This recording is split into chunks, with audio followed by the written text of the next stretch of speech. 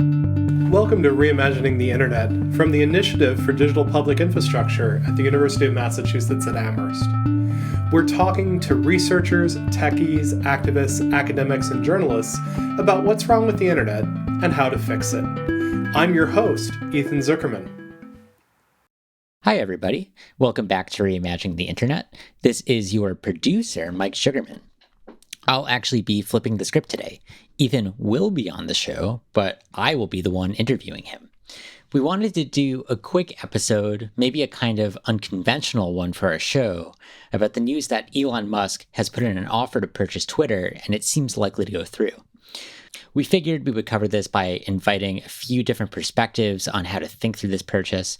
So in addition to Ethan, we welcome Deepti Doshi, who is the new co-director of New Public, alongside our first ever podcast guest, Talia Stroud, and our good friend, Eli Pariser.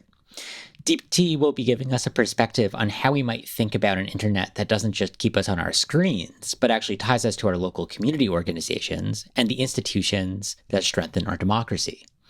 On that note, we'll also have Nathan Schneider back. Previously, Nathan joined us to tell us about platform cooperativism, but today, Nathan will be talking to us about a lost potential, and for that matter, even a potential future, for an idea that he calls exit to community, where instead of selling Twitter to investors or individuals, Twitter gets sold to its users. I also couldn't help but ask Nathan to give me his insight as a former journalist and scholar of Occupy Wall Street into this interesting deal where the world's richest man is purchasing one of the world's most prominent public squares. Okay, so let's start out with Ethan. I asked Ethan to actually keep it pretty simple and just read through a tweet thread that he wrote a couple days ago that I think summed up the ITPI point of view on this news pretty well. So, Ethan, could you go ahead and read that thread? Sure. So, Mike, let me read it, and I may stretch beyond 280 characters occasionally to try to explain what I was actually trying to say. This was my hot take. I don't usually do hot takes, but this is so front and center to everything that I study and that everything that we work on. I kind of felt like I had to jump in and say something about this. So here's what I wrote at 4:46 p.m. on April 25th, 2022. Okay, like virtually everyone else who studies social media, I'm fascinated by Elon Musk's takeover of Twitter. Let me say up front, I have no idea what Twitter will be like under Elon's leadership, and neither do you. But that's the point. We already know very little about how Twitter handles content moderation or how their algorithms work, and taking the company private makes it likely that we will know even less. What we do know is this: 2 billionaires will now control 4 of the major digital public sphere platforms. Zuckerberg, by virtue of his unusual founder's shares, has functional veto power over much of the decision-making within Facebook, Instagram, and WhatsApp.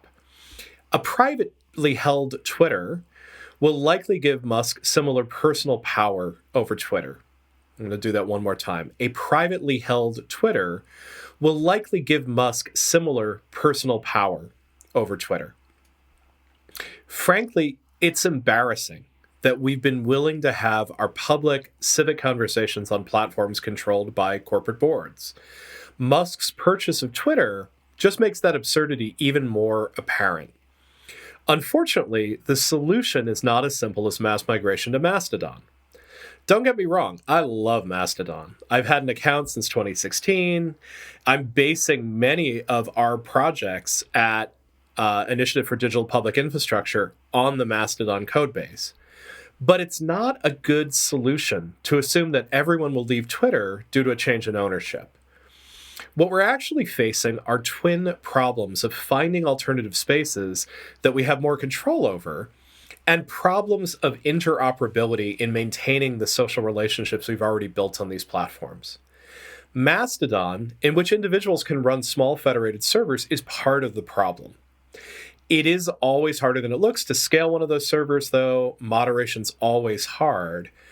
It's harder if you do the right thing, which is focusing on governance, allowing people to determine what's permissible speech within a community and how they enforce it.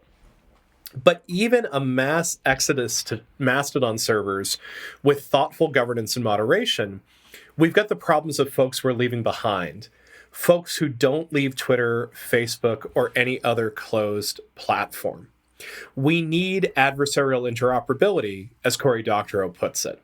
I'm just going to jump out of the thread for a second here and say my friend Jane Fountain, who also teaches at UMass Amherst, sort of chipped in here and said, it's a little bit like all these people saying, we just elected Donald Trump, we're going to move to Canada. So first of all, you didn't move to Canada. Canada doesn't want you. It's actually very hard to get citizenship there. But even if you did move to Canada, you would probably stay in touch with friends and family back in the United States. It's harder to do that in some ways. Right now, if you leave Twitter for Mastodon, it actually requires quite a bit of effort to keep up those relationships with those people that you had on Mastodon. So it's the Canada problem plus plus. So back into the Twitter thread. I should be able to build a tool that lets you read posts for Twitter, various Mastodons, as well as other networks like Reddit, simultaneously and through a tool you control. We've been building a version of that tool called Gobo. It's hard work, both technically and legally. With a good aggregator like Gobo, plus something that lets you cross-post to Twitter and Mastodon, migrating off this platform without losing the relationships we've built up is more realistic. It would also allow a wave of experimentation with platform governance. People could try governing these new Mastodon nodes along whatever set of norms and affordances and rules they wanted to try. While I happen to think this is a good way to go, there are lots of other exciting projects out there. One of my favorites is PubHub, a project in the Netherlands that is being led in part by Josie van Dijk, one of the world's great social media scholars. It's designed to be privacy preserving and non-surveillant. I like some of the ideas coming from planetary.social, though the inability to delete worries me, and even some of what Project Liberty is working on. But we should get our priorities straight. First, we should limit our investment in social networks we do not govern. No more hoping that a better billionaire buys out a bad billionaire. No more begging for better moderation. Find a platform that wants you to govern, not one that wants to moderate you. Second, fight for real interoperability. Existing multi-million user networks cannot have veto power over future networks. You have a right to maintain your content and your relationships when you leave a platform. Third, build platforms that have a reason and a purpose. Existing platforms try to be all things for all people. Is Twitter a robust civic public sphere, a place for shitposting, a place for experimental bot-based poetry? The fact that it's all of those things makes it very hard to govern. Lots of social networks aggregated, each with purpose. I've written tons about this at publicinfrastructure.org. I will surely write more. There are lots of fellow travelers working on this, from our friends at New Public to our friend Darius Kazemi. Let's use this moment to demand better alternatives, not just a better billionaire. So that's the thread. I want to drill into a couple of things that maybe you didn't quite get to in the thread, but I know are on your mind. Sure. I think one potentially obvious thing to talk about, even though it could even be a bit of a red herring, is the free speech question, right? That's why Elon Musk claims he's buying this thing. And that's why a lot of conservatives are really excited about him purchasing it. Maybe not conservative as much as, shall we say, kind of Trump-adjacent right-wing folk online. But, there's an idea that you can kind of open up free speech on Twitter by just never banning people, letting people post whatever they want, as long as it doesn't violate, some court's interpretation of the First Amendment. It has probably for a while been in Twitter's interest, in Facebook's interest, and all of these social media platforms' interest to have some kind of regulated speech. And I think, the Tracy Chu example of Block Party is a good example of, if your platform is so unpleasant to use, it will discourage people from taking part in it. There's two sides of it, right? We need a public sphere where anyone can take part in it. But the other side of it is that if you have this kind of unmoderated hellscape, people just won't stick around. it would be a very powerful irony if Musk buys Twitter to make an ideological point, and then his ideological point is ideological networks don't work very well. It's possible that if Musk really does, sort of take off the brakes as far as extreme speech, that you end up with a Twitter that looks more like a Gab, and people don't necessarily hang around for it. I just don't know. I mean, I know that a lot of people right now are picking up and decamping to Mastodon. And I wrote that thread in part to explain why I wasn't decamping immediately. And the main reason I'm not decamping immediately is that there just aren't enough people on Mastodon, and I do not want to give up the relationships. And I don't just mean all the people who follow me on Twitter. I also mean all the people who I follow and who I learn from. It's a huge part of my informational universe. Our friend Siva Vaidnathan is out there saying, Twitter's just not that important. It's the 12th largest social network out there. Who really gives a crap? The answer is, it's a really important social network as a public sphere. It is a place where people are talking about the news of the day, the politics of the world, the current issues. It feeds the press. It feeds public discourse. In that sense, it's really important. And, I do think it is worth worrying. I think maybe where I'm saying something slightly different is that I also think it was worth worrying 10 years ago when it was merely a private company that would go public at some point and be controlled by the stock market rather than being controlled by, the founders of the company. I think it is really worth worrying about having these conversations in the space that's not a commons. And Twitter's not a commons, and Facebook's not a commons. We have very few commons in which we can have these conversations. Right. And, I think what you're driving at is a best case scenario for decamping to Mastodon is that, you and your 2,000 best friends online go and form a really wonderful little community on Mastodon. But if something similar happens to your Mastodon community 10 years down the road, you're going to find yourself in the same predicament, right? It's not about how big a network is. It's about how much it matters to the people involved. And generally speaking, in none of these situations is it particularly pleasant for a single person with a lot of influence to come in and start setting the rules for how your network operates. Well, that's right. And the way that Mastodon runs is, unless you are running the Mastodon node, someone is running your Mastodon node. And for all you know, the person that you've decided to work with is, as problematic as Elon Musk. What you really need is a system that has lots and lots and lots of different networks so that there is a real possibility of exit. You can exit from one place and just make things work elsewhere. And you need a tool like Gobo that we've been developing for years so that it is possible to look at all those networks at the same time so that it isn't that huge loss when you move away from one network and onto another one. Well, I think that's probably a pretty good place for us to introduce our first guest, Nathan Schneider from the University of Colorado Boulder. I asked Nathan to tell me about the time that he took the exit to community concept straight to the corporate shareholder meeting at Twitter. In 2016, 2017, my collaborator Danny and I, and along with others, organized a shareholder campaign at the company, just asking the company to explore options for user ownership and co-governance, exploring, what would it look like to really change the meaning of that company. And, we got a good number of votes. A lot of people really it opened up a conversation. One thing that I was really appreciating this time around is, a lot of really prominent people were floating this idea, once again saying, hey, wait, shouldn't this really be a kind of common asset in some way? I think people increasingly recognize that's where it should be. That's the role it plays in our society.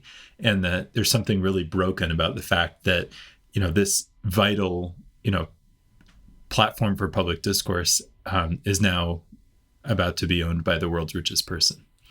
Given all of that, let's take the cold realist approach.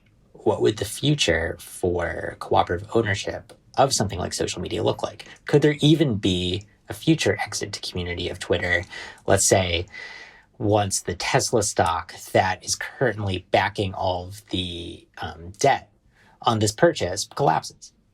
I mean, one pathway that, a lot of people, I think a little too optimistically have been hoping for is, maybe Elon Musk will facilitate this kind of transition.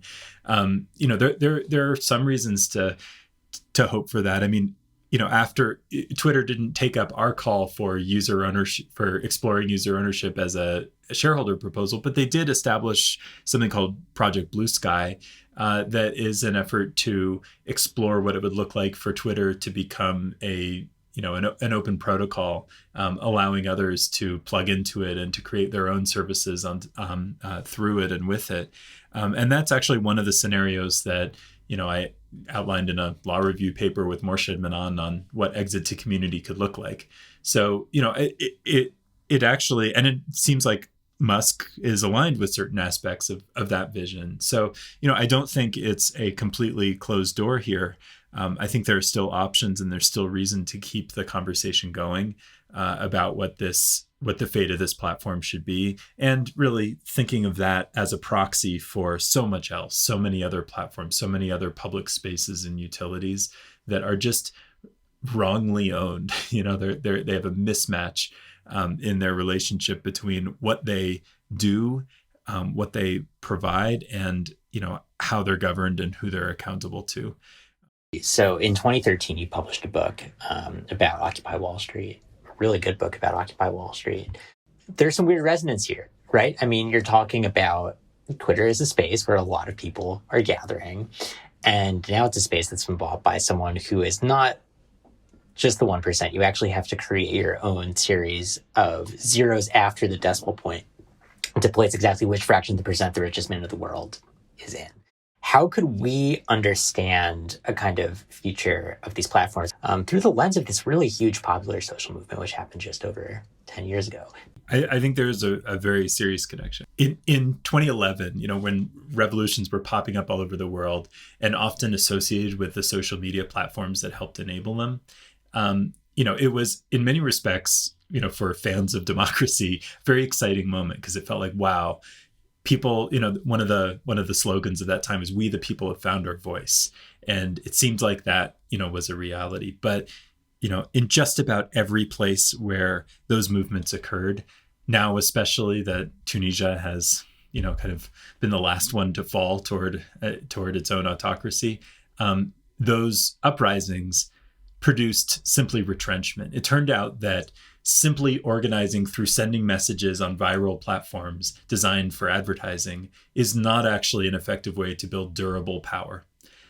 It's a way to get messages out, but it doesn't produce the kind of public square, the kind of organization, of movement making, of durable power that one needs to resist authoritarians with militaries and much more durable power structures. And I think the same goes for the ownership of these companies themselves. We need to wake up and recognize that if we really want, democratic spaces, we need democratic institutions. We need democratic organizations that are able to persist, that are able to outlive a viral moment. And that includes both the governance of these public spaces, as well as the kinds of things we're able to build on them. And so, the decade anniversary of that year, was really kind of crushing for me, and I think for a lot of people who even noticed, because it was an incredible wake up call. I mean, what was left in the ruins of that, the Morsi regime in Egypt, the Syrian civil war, ISIS, the rise of Trump, everywhere you look, those movements, that relied so much on social media, demonstrated the limitations of that reliance. One distinction I make is between affective voice, super silly academic distinction, affective voice, our ability to speak and feel heard and express something, and effective voice, the ability to speak with power, with actual leverage that carries out the thing that we are seeking, like a vote does, like like someone who holds a position of authority is able to speak with effective voice, like someone with a lot of wealth is able to buy something and change it, whatever anybody thinks. And we need to understand the difference, that we have too often been willing to accept that affective voice and trade away the capacity for effective voice. Next up, we have Deepti from New Public. Deepti wanted to talk to us about how we can use the internet to fortify the exact type of spaces that Nathan was talking about. The places where small d democracy happens, where actual community is formed, and where we have a way of talking to our friends, family, neighbors, strangers, in a way that actually helps bolster the strength of our society overall. What's most on our mind is, how do we create these public spirited spaces? And frankly, we believe that needs to start with publicly funded, whether philanthropically funded or publicly funded from the government systems, so that then we're out of this trap of maximizing for the wrong thing. I mean, the one thing it is that New Public is really thinking about is the role of moderation, but how hard that is in a really large space that just exists for conversation in the most general way.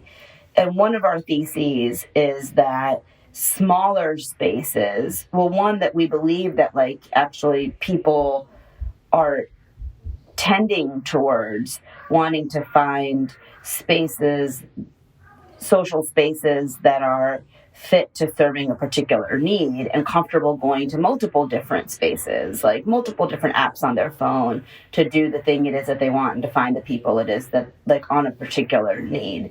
And so,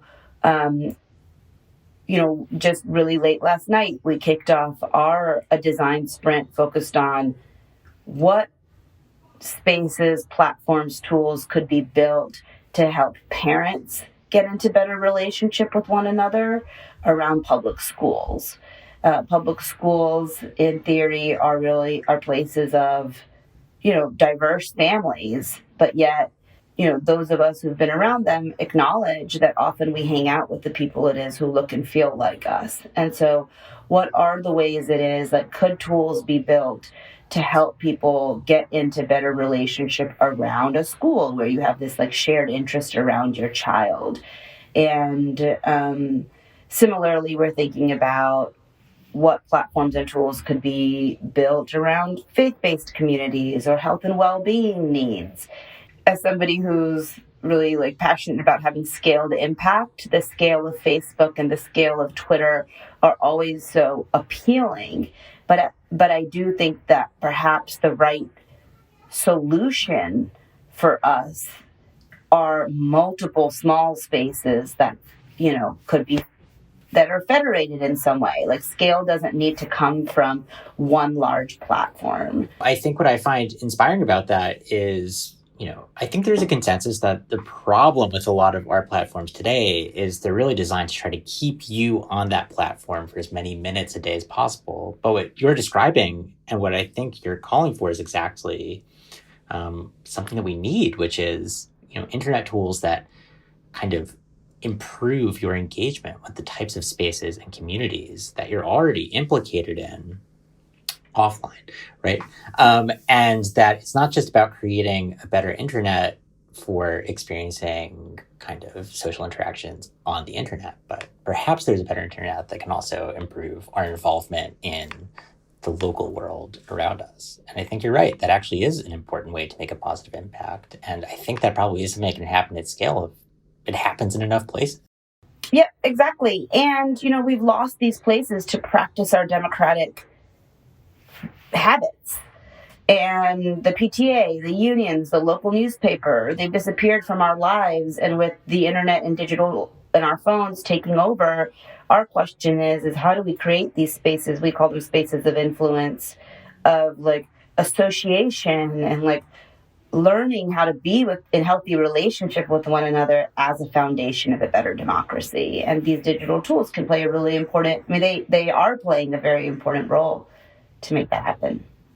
Absolutely. And I think the values approach that you're taking, right? You can say it is your value to have better local democracy. It is your value to be involved better with, to improve and strengthen local institutions that affect your friends and family, right? And it's a very different value than kind of this negative absolute free speech of I should be able to say whatever I want, right? Which is maybe not a social value, right? That's a very kind of selfish value. Freedom is important, but our collective freedom is very different from our individual freedom. And our collective freedom is what our democracy needs, not our individual freedom.